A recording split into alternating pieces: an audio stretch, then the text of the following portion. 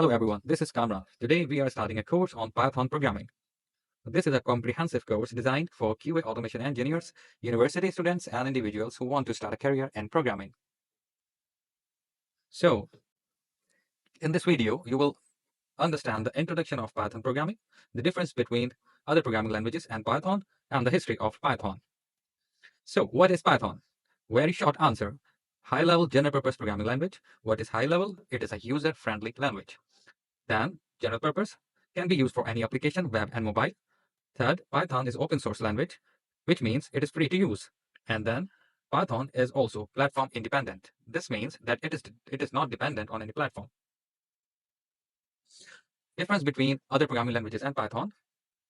As you see in this video, if you write a code in Python, you just need to write one word like Python, like print hello world, and it will execute.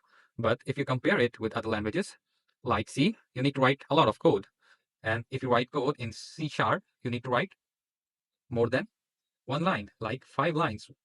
Then if you write a code in Java as compared to Python, you need to write a lot of lines. So Python is a very, very user-friendly and a very precise language. Now, history. Python is older than Java. It is released in 1991. It is released by Jaudo and Rossum. It emphasizes code readability and simplicity, making it popular among beginners and professionals alike. Python's development has been driven by a community-based approach, leading to its widespread adoption across various domains, including web development, data science, artificial intelligence, and more. With its clear syntax, extensive standard library, and active community support, Python has become one of the most widely used programming language worldwide.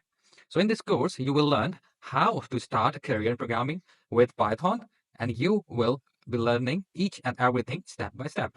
Thank you for watching this video. In the next 2-minute video, we will discuss about how to install Python and execute a first code in Python. Thank you for watching the video.